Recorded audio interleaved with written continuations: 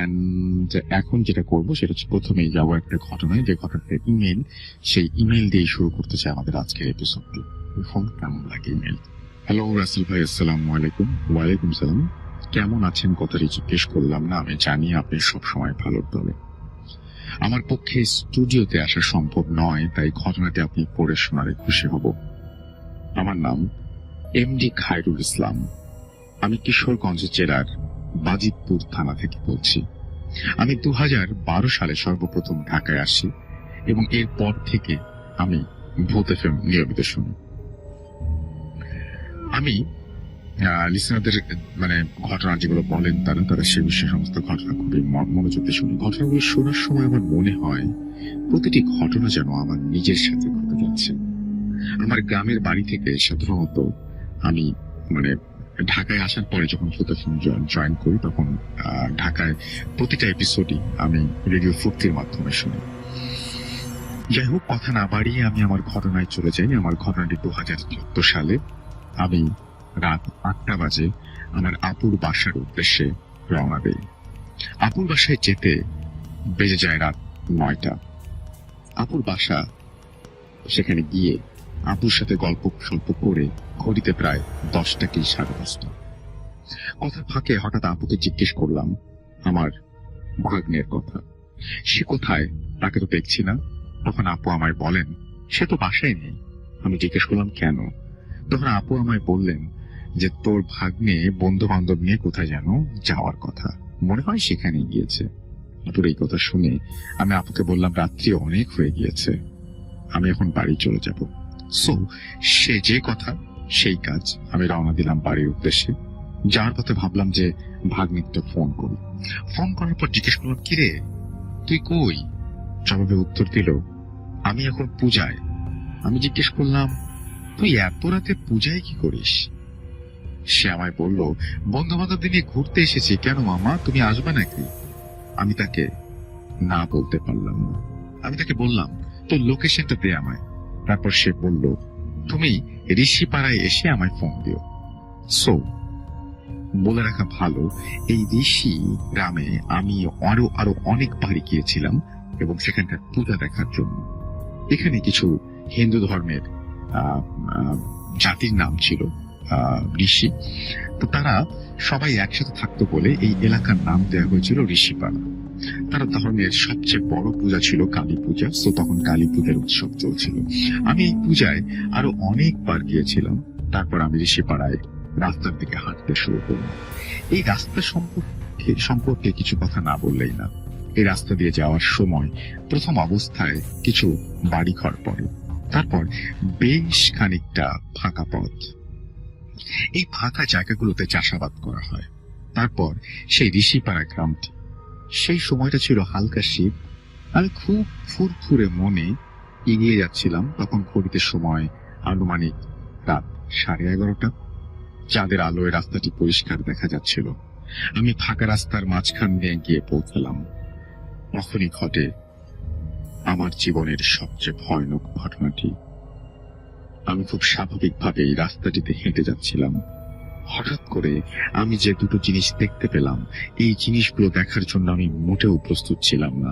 আমি দেখতে পেলাম আমার 10 ফুট সামনে দুটো ভয়ঙ্কর কালো কুকুর, অথচ আমি যখন 10-15 ফুট দূরে ছিলাম তখন আমি দেখেছিলাম রাস্তাটি একদম পরিষ্কার। হঠাৎ করে কুকুরগুলো আমার সামনে এসে খুবই ভয়ানক গর্জন করছে। আমি যেটা দেখে খেয়াল করলাম, কুকুর দুটি কোন দিক থেকে দৌড়ে আসেনি, ভয়ানক গর্জনের সাথে মাটি ফেটে বেরিয়ে আসছে। আমি কুকুর দুটিকে একইভাবে ফেস করলাম। এত ভয়ঙ্কর ভাবে গর্জন করছে যে কোনো কুকুরের কাছ থেকে এরকমটি শোনা যায় না, এমন গর্জন শোনা যায় না। কুকুরগুলি দেখতে অন্য স্বাভাবিক কুকুরের চেয়ে অনেক বড় ছিল আর কুচকুচে কালো ছিল। ঠিক সেই মুহূর্তে আমি কি করব আমি কিছু বুঝে উঠতে পারলাম না। আমি তখন মনে মনে ভাবতে লাগলাম আজই মনে হয় আমার জীবনের শেষ দিন। আমি মনে মনে সূরা পড়তে লাগলাম, কিন্তু কিছুই হচ্ছে না। কুকুর দুটো আরো ভয়ানক গর্জন করে আমার দিকে আসছে, মনে হচ্ছে এখনই এসে আমাকে কামড়াবে। এইভাবে কতটা সময় অতিবাহিত হয়েছে জানি না। হঠাৎ কেন যেন মনে হলো জোরে একটা ধমক দেই, যদি কোনো কাজ হয়। আমি ধমক দেওয়ার চেষ্টা করলাম, কিন্তু পারলাম না। আমার ভয়ের কারণে আমার ভেতর থেকে শব্দ এতই আস্তে বের হলো যে আমার ধমক আমি নিজেই শুনতে পাইনি। আমার মনে হতে লাগলো আমি এক বিশাল মরুভূমির মাঝখানে দুটি হিংস্র জানোয়ারের সামনে আমি এক অসহায় প্রাণী। আমার হিংস্র জানোয়ারগুলি আমার দিকে বড় বড় সাদা দাঁত বের করে এগিয়ে আসছে, আমাকে তাড়া করছে। আমি ভয়ে নড়াচড়ার শক্তিটুকু হারিয়ে ফেলেছি। চারিদিকের পরিবেশটাও ভয়ানক হয়ে আসছে। কুকুরগুলো এখন আমার একেবারে কাছে চলে এসেছে, মনে হচ্ছে এখনই আমাকে আক্রমণ করবে। আমি চিৎকার করার চেষ্টা করি, কিন্তু আমার গলা দিয়ে কোনো আওয়াজ বের হলো না। ধরেই নিয়েছিলাম আমার জীবনের সমাপ্তি এখানেই ঘটবে। নিজেকে নিজের কাছ থেকে খুব অসহায় মনে হচ্ছিল। আমার কি কিছুই করার নেই? মনে মনে আল্লাহকে ডাকতে শুরু করলাম, কারণ আমার মন বলছিল একমাত্র আল্লাহ তাআলাই আমাকে এই বিপদ থেকে উদ্ধার করবেন। সাহায্য চাইছিলাম, আর ভয়ার্ত দৃষ্টিতে কুকুর দুটির দিকে তাকিয়েছিলাম। হঠাৎ করে কেন যেন আমার পেছন দিক দিয়ে কেউ একজন টর্চ মারলো, এবং টর্চের আলোটা অনেক পাওয়ারফুল ছিল। সেই আলোয় আমার চারিপাশটা আলোকিত হয়ে উঠল। সে আলোয় আমি যা দেখলাম তা আমি বিশ্বাস করতে পারছিলাম না। আমি দেখলাম সেখানে কিছুই নেই, নেই কোনো কুকুর, নেই কোনো কুকুরের ভয়ানক শব্দ। চারিদিকের পরিবেশটা অনেক শান্ত। টর্চ মারার লোকটি খুবই অল্প সময় আমার কাছে চলে এসেছে। লোকটি আমার কাছে আসার পর আমাকে জিজ্ঞেস করলো, কি ভাই, কোনো সমস্যা? এখানে একা একা দাঁড়িয়ে আছেন কেন? আমি জবাবে, না, কোনো সমস্যা নেই বললাম। এই বলে তার কাছ থেকে তার হাতে থাকা টর্চটি ছিনিয়ে নিয়ে হন্তদন্ত হয়ে চারিদিকে কুকুরগুলোকে খুঁজতে থাকি, কারণ এগুলো যদি সাধারণ কুকুর হয়ে থাকে তাহলে এত তাড়াতাড়ি পালিয়ে যাওয়া সম্ভব নয়, কারণ রাস্তাটির পাশে অনেক খালি জমি। কিন্তু না, চারিদিকে টর্চ মেরেও কোনো কুকুর দেখতে পেলাম না। তবে আমার সাথে থাকা লোকটি আমায় বারবার জিজ্ঞেস করতে লাগলো, কি ভাই, কোনো সমস্যা হয়েছে? আমি লোকটির মুখের দিকে তাকিয়ে বললাম, তারপর লোকটি আমায় জিজ্ঞেস করলো, আপনি কোথায় যাবেন? আমি জবাবে বললাম, আমি ঋষিপাড়া যাব। কথাটি শুনে মুচকি হাসি দিয়ে বলল, হো হো, আমিও ঋষিপাড়া যাব, আপনি আমার সাথে আসেন। তারপর আমি কোনো কথা না বাড়িয়ে লোকটির সাথে রওনা দেই। যাওয়ার সময় লোকটি আমায় বারবার জিজ্ঞেস করতে থাকে, কি হয়েছিল? তারপর আমি তাকে সমস্ত ঘটনা খুলে বলি। ঘটনা শোনার পর লোকটি আমার দিকে তাকিয়ে মুচকি হাসি দিয়ে বলে, এগুলো কোনো ব্যাপার না। আমি তার কাছ থেকে কারণ জানতে চাইলাম। লোকটি আমায় বললেন, এই ঘটনা এই এলাকায় আরো অনেকের সাথে ঘটেছে, আবার কেউ কেউ এই ঘটনাকে কেন্দ্র করে অনেক ক্ষতিগ্রস্ত হয়েছে। আমি তারপর জিজ্ঞেস করলাম, এই ঘটনা কি কোন সময় আপনার সাথে ঘটেছে? লোকটি আবারও আমার দিকে তাকিয়ে মুচকি হাসি দিয়ে বললেন, না। আমি বললাম, তারপর তার কাছ থেকে এই ঘটনাগুলো কেন এখানে ঘটে জানতে চাইলাম। লোকটি আমাকে জবাবে যা বললেন, এই ঋষিপাড়ায় নাকি অনেক আগে একজন লোক ছিলেন, তার নাম হলো বংশী। এই ব্যক্তি পেশায় একজন ব্ল্যাক ম্যাজিশিয়ান। তিনি কালো জাদু করতেন, আর তার সাথে সবসময় দুটো কালো রঙের কুকুর থাকতো। বলে রাখা ভালো, এই বংশীর নাম আমিও অনেক শুনেছি, এবং তার কাছ থেকে যদি কোনো ব্যক্তি কালো জাদু করতেন তাহলে নাকি এই কালো জাদু 100% কাজ করত। তারা কি ধরনের জাদু করতেন কিছু নাম উল্লেখ না করলে নয়, যেমন কাউকে বান মারা, কোন সুন্দর মেয়েকে বশ করে বিয়ে করা, ইত্যাদি ইত্যাদি। এই বংশী মারা যাবার পর থেকে নাকি তার চারপাশে থাকা এই কুকুরগুলিকে আর দেখতে পাওয়া যায়নি। আর আমার সাথে যেই জায়গাটিতে এই ঘটনাটি ঘটেছে তার দক্ষিণ দিকে আমার প্রায় 30 ফুট দূরে এই বংশীকে হাঁটু কেড়ে মাটি চাপা দেওয়া হয়। তারপর থেকেই রাতের বেলায় এই রাস্তা দিয়ে যাওয়ার সময় অনেকেই নাকি এই কালো কুকুরগুলোকে দেখে।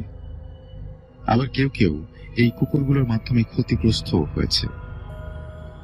আমারও সেদিন কোনো ক্ষতি হওয়ার সম্ভাবনা ছিল, হয়তো আল্লাহ তাআলার কোনো রহমতের কারণে আমার কোনো ক্ষতি হয়নি। সো এই ছিল আমার ঘটনা। ভালো লাগলে পড়ে শোনাবেন। আমার কাছে আরো অনেক ঘটনা আছে, সেগুলো সময় পেলে শেয়ার করব। এই বলে তিনি তার ফোন নাম্বার শেয়ার করে ঘটনাটি শেষ করেছেন। থ্যাংক ইউ ভেরি মাচ আপনার ঘটনার জন্য, আপনাকে অসংখ্য ধন্যবাদ। এখন চলে যাবো একটা ঘটনায়। এটি একটা ইমেল পড়ছি। আসসালামু আলাইকুম রাসেল ভাই, গাইবান্ধা থেকে শাকিল আল সাইদ। ভূতফোনের জন্মদিনের শুভেচ্ছা। আপনি আর আপনার পাশে এই মুহূর্তে যারা আছেন আর যারা ভূতফোন শুনছেন, আশা করি সবাই অনেক অনেক বেশি ভালো আছেন। অনেক ঘটনা ঘটে যায়, কিন্তু কিছু ঘটনার ব্যাখ্যা বা সমাধানের উত্তর খুঁজে পাওয়া যায় না।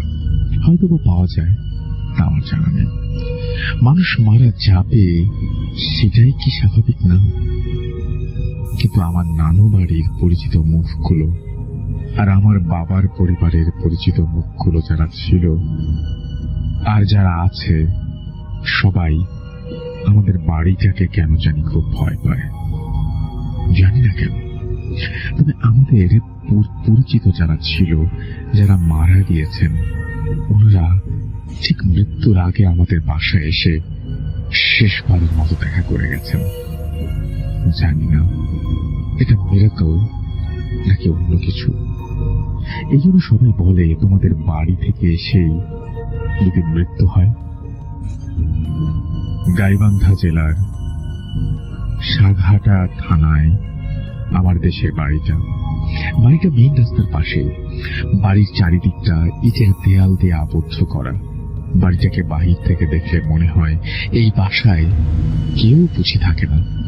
বাড়িটার যে মেইন গেট আছে, তার পাশেই 3টি কবর।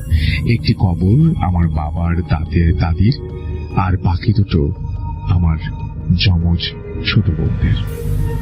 বলে রাখা ভালো, আমাদের বাড়িটা কিন্তু আধা পাকা। বাড়িটির চারপাশে নারিকেল গাছ আর বাসার ঠিক পেছনে একটি বাগান আছে। ঢাকা থেকে যখন আমার বন্ধুরা আমার বাসায় আসতো, তখন ওরা যেতে চাইতো না, বলতো এত গরমের মাঝেও তোদের বাড়িটা এত ঠান্ডা কেন? কেমন একটা শান্তি লাগে, কেমন সুগন্ধ দিয়ে একটা স্তব্ধ পরিবেশ। ওরা তো জানে না আমি আর আমার আম্মু জানি কি ঘটনা ঘটে এই বাড়িটাতে। আমার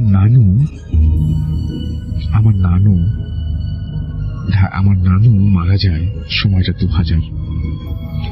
যেদিন মারা যান ঠিক আগের দিন হঠাৎ করে নানু আমাদের বাসায় বিকেলে আসেন। নানু আমাকে আর আম্মুকে বলেন, তোদেরকে খুব দেখতে ইচ্ছে করছিল, তাই চলে এলাম। রাতের খাবার শেষ করে নানু আর আমি একসাথে রুমে। নানু মনে হয় ঘুমিয়ে পড়েছিলেন। সময়টা ছিল শীতকাল, তাই লাইটটা অফ করে যেই লেপের নিচে ঘুমানোর জন্য যাব, তখনই নানুর মুখটা দেখে রীতিমতো চমকে যাই। বলতে গেলে নানু দেখতে শ্যাম বর্ণের ছিল, কিন্তু সেই রাতে নানুর মুখটা আজও চোখে ভাসে, যা ভুলতে পারিনি আজও। দেখলাম নানুর মুখটা অন্ধকারেও দেখা যাচ্ছে, তার চেহারা দিয়ে মনে হয় সাদা আলো প্রতিফলিত হচ্ছে। তা দেখে আমি তার পাশেই ভয় লেপ মুড়ি দিয়ে ঘুমিয়ে যাই। সকালে নানু চলে গেল, আমিও কাউকে কিচ্ছু বলিনি। ওই দিন বিকেল বেলায় নানুর বাড়ি থেকে ফোন আসলো, নানুকে নাকি একটি হসপিটালে আইসিইউতে রাখা হয়েছে। আমরা সবাই সন্ধ্যার সময় প্রাইভেট গাড়ি নিয়ে বগুড়া সেই হসপিটালের উদ্দেশ্যে রওনা দিলাম। মনটা অনেক খারাপ ছিল, তাই গাড়ির জানালা দিয়ে তাকিয়ে আছি, আর চোখে পড়ল সাদা একটা আলোর ফুলকি, যা কিনা গাড়িটা যে স্পিডে আছে ঠিক সেইভাবে 15 ফিট দূরত্বে একইভাবে যাচ্ছে। আম্মু পাশে ছিল। বললাম, কিছু দেখতে পাচ্ছ? আম্মু কিছু বলল না। সেই হসপিটালটির একটি সামনে যাওয়া পর্যন্ত আলোটা ছিল। হসপিটালের গেটের সামনে ঢুকতে তাকিয়ে দেখি আলোটা নেই।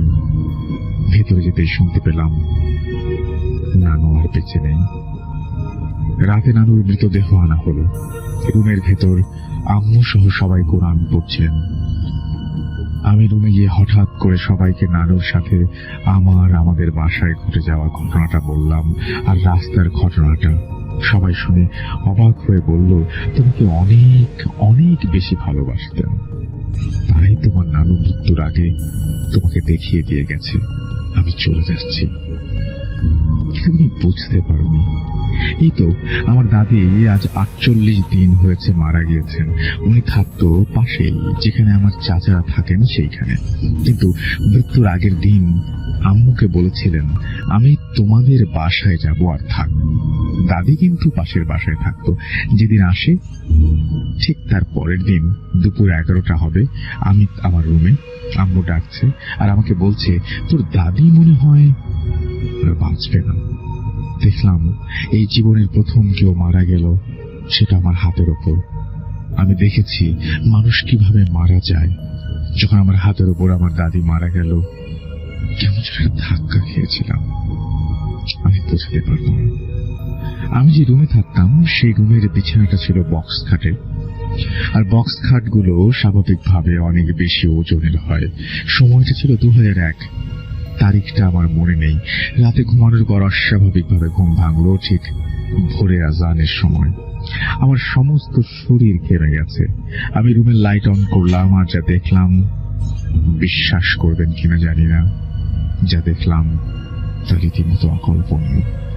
দেখলাম আমার বক্স খাটটা যেখানে দেয়ালের সাথে লাগানো ছিল তা দেয়াল থেকে 1 হাত পর্যন্ত সরে এসেছে, আর খাটের চারপাশের মেঝেতে অনেকগুলি পাখির পালক পড়ে আছে।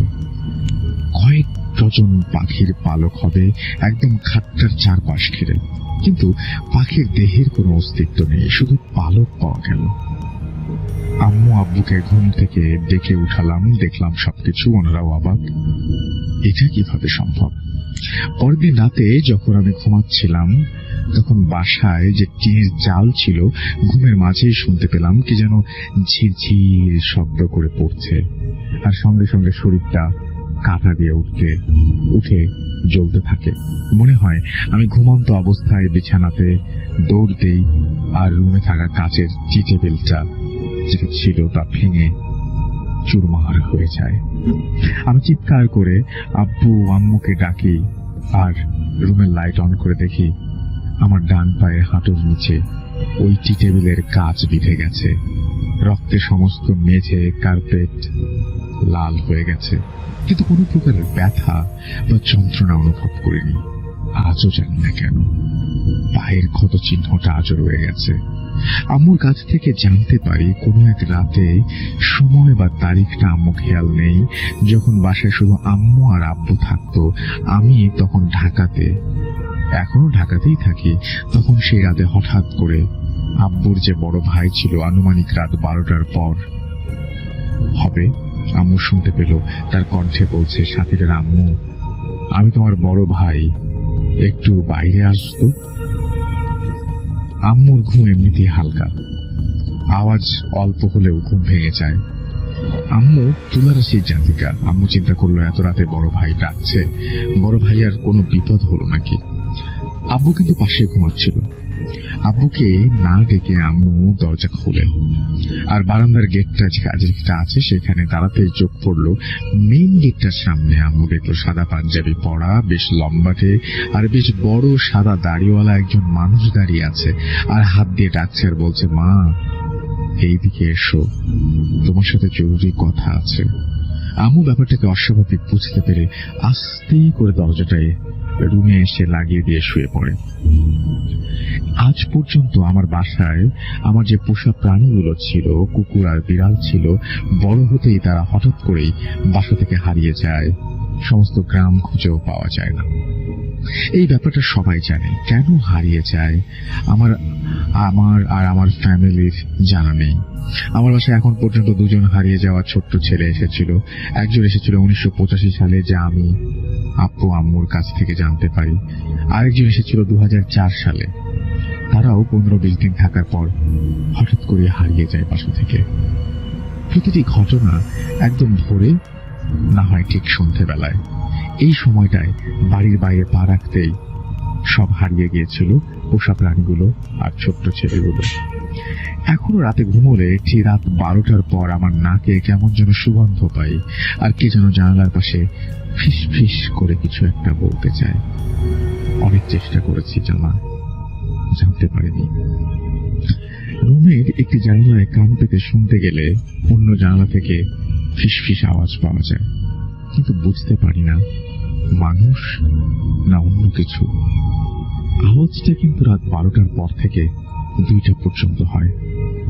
আমার আব্বু একজন সরকারি কৃষি ঊর্ধ্বতন কর্মকর্তা, কিন্তু অবাক করা ব্যাপারটা হলো আমার আব্বুর হাতে যে সমস্ত গাছ আজ অব্দি রোপণ করেছেন তা কোনোদিন হয়নি। সব গাছ 1 মাস পর মারা গেছে। এখন যে বাসায় গাছগুলো আছে সব আম্মু আর আমি লাগিয়েছি। বাড়িটাকে ঘিরে প্রতিটি ঘটনায় যে প্রশ্ন সৃষ্টি হয়েছে তার উত্তর আর সমাধানের জন্য কিছুদিন আগে আমার আব্বু একজন প্যারানরমাল এক্সপার্টের কাছে যান, কারণ এর প্রভাব শুধু আম্মু আর আমার ওপরেই সবচেয়ে বেশি পড়ছে। সমাধানের কাজ এখনো চলছে। আরো কিছু ঘটনা ঘটে গেছে যা বলার নিষেধ আছে, যদি ক্ষতি হয়ে যায়। এই জন্য এখন বলতে পারবো না। যদি সমাধান হয় আমি অবশ্যই আপনাদের জানাবো। আরো অনেক ঘটনা আছে, আমি লিখে পাঠাবো। সবাই ভালো থাকবেন আর সাবধানে থাকবেন। এরপরে তিনি তার ফোন নাম্বারটা দিয়েছেন। তো এই ছিল ঘটনা। আশা করছি ঘটনাটা আপনাদের অনেক ভালো লেগেছে। আমি ঘটনাটা শুরু করছি। ঘটনাটি ঘটে 2002 সালের দিকে। তখন আমি ইসলামী বিশ্ববিদ্যালয়ে কুষ্টিয়ার ছাত্র। আমাদের ডিপার্টমেন্ট থেকে কুমিল্লায় শিক্ষা সফরে যাওয়ার সিদ্ধান্ত হয়। তখন ছিল ডিসেম্বর মাস, কনকনে শীত পড়েছিল। যেহেতু কুষ্টিয়া থেকে গাড়ি রাতে ছেড়ে মাগুরার ওপর দিয়ে ঢাকায় যাবে, তাই আমার গ্রামের বাড়ি মাগুরাতে চলে আসি। বন্ধুদের সাথে সেভাবেই কথা হয় যে রাত আনুমানিক 10টা নাগাদ মাগুরার ঢাকা স্ট্যান্ডের কোন একটি হোটেলে গাড়ি দাঁড়াবে। আমি ওখান থেকেই ওদের সাথে গাড়িতে উঠব। ওরাও রাতের খাবার দাবার ওই হোটেলে সেরে নেবে। আমাদের গ্রামের বাড়ি মাগুরা জেলার শ্রীপুর থানার টুপিপাড়া নামক একটি গ্রামে, যা শহর থেকে 12 কিলোমিটার দূরে। যাতায়াত ব্যবস্থা ভালো, পাকা রাস্তায় নিয়মিত টেম্পু ও বাস চলাচল করে। রাত 10টা থেকে 11টা পর্যন্ত শ্রীপুর থেকে মাগুরা যাওয়া তেমন কোনো বিষয়ই নয়, সর্বোচ্চ 1 ঘন্টা লাগে।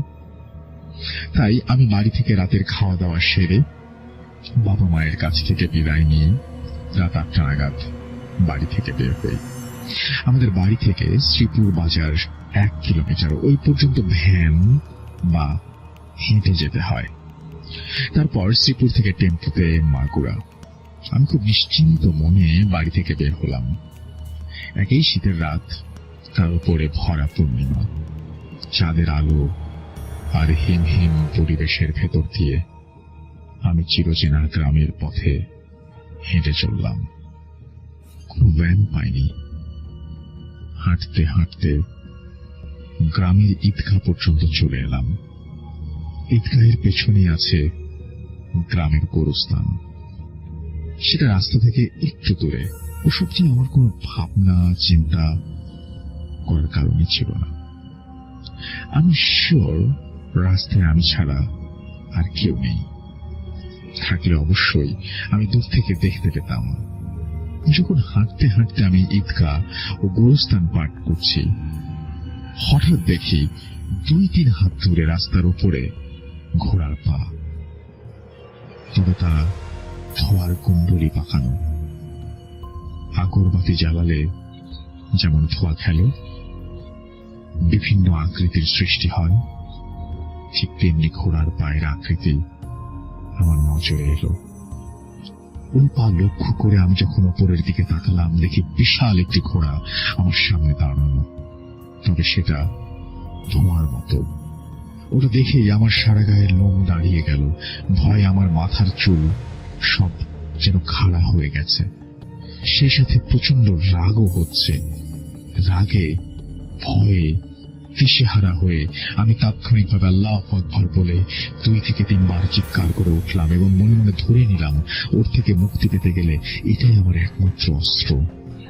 আমি বারবার চিৎকার করে আল্লাহু আকবার বলছি।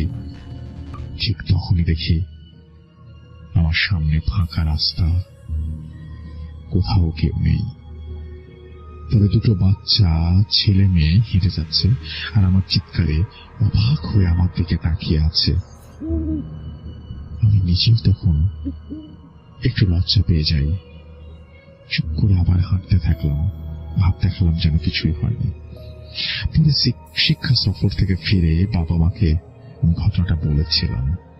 বাবা মা বলেছিলেন ওই জায়গাটা নাকি আসলেই ওরকম ভৌতিক, তাই কেউ না কেউ ওখানে ভয় পায়, কিছু না কিছু দেখে। এটাই ছিল আমার ঘটনা। ভালো লাগে। ঘটনাটি আজ থেকে প্রায় 10 বছর আগের। উত্তরবঙ্গের একটি ছোট গ্রাম, নাম তার শীতলপুর। গ্রামের শেষ প্রান্তে ছিল একটা বিশাল পুরনো জমিদার বাড়ি, যা বহু বছর ধরে পরিত্যক্ত। গ্রামের মানুষ দিনের বেলাতেও ওই বাড়ির পাশ দিয়ে যেতে ভয় পেত। কিন্তু রহমত আলী, যিনি পেশায় একজন কাঠুরে ছিলেন, তিনি এসব ভূতপ্রেত বা কালো জাদুতে মোটেও বিশ্বাস করতেন না। এক বিকেলে রহমত আলী ওই পরিত্যক্ত বাড়ির পেছনের ঝোপঝাড় পরিষ্কার করতে গিয়েছিলেন। হঠাৎ তার কুড়ালটি মাটির নিচে শক্ত কিছু একটাতে গিয়ে লাগে। কৌতূহলবশত মাটি খুঁড়তেই তিনি বের করে আনেন একটি মাটির হাঁড়ি। হাঁড়িটির মুখ কালো কাপড় দিয়ে শক্ত করে বাঁধা ছিল। রহমত আলী ভাবলেন হয়তো কোনো গুপ্তধন আছে, কিন্তু মুখ খুলতেই তার রক্ত হিম হয়ে গেল। হাঁড়ির ভেতরে ছিল মানুষের হাড়ের গুঁড়ো, কিছু শুকনো সিঁদুর আর একটা কাঠের পুতুল। সেই পুতুলের সারা শরীরে ছোট ছোট লোহার সূচ বিধানো ছিল। পুতুলটার মুখটা দেখতে ঠিক রহমত আলীর মতোই লাগছিল। ভয় পেয়ে রহমত আলী হাঁড়িটা সেখানেই ফেলে দিয়ে দৌড়ে বাড়ি চলে আসেন। কিন্তু অন্ধকার নামার সাথে সাথেই শুরু হলো আসল তাণ্ডব। রাত ঠিক 10টা। রহমত আলী যখন ঘুমানোর চেষ্টা করছিলেন, হঠাৎ তার মনে হলো ঘরের চালে কেউ যেন ভারী কিছু টেনে নিয়ে যাচ্ছে। পচা মাংসের একটা উৎকট গন্ধে পুরো ঘর ভরে গেল। তিনি যখন চোখ খুললেন, দেখলেন তার ঘরের জানালার ওপাশে একটা লম্বা ছায়া দাঁড়িয়ে আছে, যার চোখ দুটো আগুনের মতো জ্বলছে। ভয়ে রহমত আলীর চিৎকার করার ক্ষমতাও যেন হারিয়ে গিয়েছিল। সবচেয়ে ভয়াবহ ঘটনাটি ঘটল পরদিন সকালে।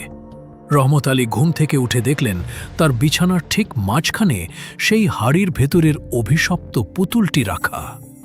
আর পুতুলের বুকে যেখানে বড় একটি সূচ বিধানো ছিল, ঠিক সেই জায়গায় রহমত আলীর প্রচণ্ড ব্যথা শুরু হলো। কয়েক ঘন্টার মধ্যে তার শরীর নীল হয়ে গেল। গ্রাম্য কবিরাজ এসে শুধু একটাই কথা বলেছিল, ওকে কেউ কুফরি কালাম বা কালো জাদু করে বেঁধে ফেলেছে আর দেরি হয়ে গেছে। 3 দিনের মাথায় রহমত আলী মারা যান। আশ্চর্যের বিষয় হল, তার মৃত্যুর পর সেই পুতুলটি আর কোথাও খুঁজে পাওয়া যায়নি। আজও সেই গ্রামের মানুষ বলে, গভীর রাতে ওই পরিত্যক্ত বাড়ির পাশ দিয়ে গেলে কারো অট্টহাসি আর মানুষের হাড় মড়মড় করার শব্দ শোনা যায়। এই গল্পটি আমাদের চ্যানেলের এক নিয়মিত দর্শক পাঠিয়েছেন। তিনি তার জীবনের এমন এক হাড়ঝিম করা অভিজ্ঞতার কথা আমাদের জানিয়েছেন, যা শুনলে আপনার গায়ের লোম খাড়া হয়ে যাবে। চলুন শোনা যাক সেই ভয়ঙ্কর ঘটনাটি। ঘটনাটি ঘটেছিল মাসখানেক আগে। আমাদের এক ভাই রাত 2টোর সময় বাইক নিয়ে ফিরছিলেন ঢাকা সিলেট হাইওয়ে দিয়ে। চারপাশ একদম জনমানববিহীন, শুধু হেডলাইটের আলোয় যতটুকু দেখা যাচ্ছে। হঠাৎ রাস্তার মাঝখানে তিনি দেখলেন সাদা শাড়ি পরা এক বৃদ্ধা একা দাঁড়িয়ে আছেন। দয়াপরবশ হয়ে তিনি বাইক থামালেন। বৃদ্ধা অনুরোধ করলেন তাকে সামনের মোড় পর্যন্ত একটু এগিয়ে দিতে। বৃদ্ধাকে বাইকের পেছনে বসানোর পর থেকেই আমাদের সেই ভাই এক অদ্ভুত পচা গন্ধ পেতে শুরু করলেন। তিনি ভাবলেন আশেপাশে হয়তো কোনো মরা পশু পড়ে আছে, কিন্তু কিছু দূর যাওয়ার পর তিনি খেয়াল করলেন বাইকের পেছনের চাকাটা যেন অনেক বেশি ভারী হয়ে গেছে। তিনি লুকিং গ্লাসে চোখ রাখলেন এবং যা দেখলেন তাতে তার রক্ত হিম হয়ে গেল। লুকিং গ্লাসে কোনো বৃদ্ধা নেই, বরং সেখানে দেখা যাচ্ছে একটা বিভীষিকাময় কঙ্কালসার হাত তার কাঁধ শক্ত করে ধরে আছে। ভয়ে যখন তিনি পেছনে ফিরে তাকালেন, দেখলেন সিট খালি, কেউ নেই। কিন্তু তার কানের কাছে এক অমানুষিক গলায় কেউ ফিসফিস করে বলে উঠল, থেমে গেলে কেন? আমি তো নামিনি এখনো। ভয়ে তিনি বাইক ফেলে রেখেই দৌড়ে পালান। আজও রাতে ঘুমালে তিনি সেই শীতল স্পর্শ অনুভব করেন। আমাদের এই চ্যানেলে এমন আরও অনেক অজানা আর ভয়ঙ্কর সব বাস্তব ঘটনা আছে। যারা অজানাকে জানতে আর রোমাঞ্চ অনুভব করতে ভালোবাসেন, তারা এখনই আমাদের চ্যানেলে গিয়ে বাকি গল্পগুলো শুনে আসুন।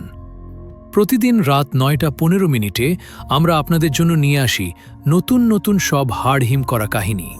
তাই আর দেরি না করে এখনই আমাদের চ্যানেলে ভিজিট করুন এবং এরকম আরও ভিডিও পেতে চ্যানেলটি সাবস্ক্রাইব করতে ভুলবেন না।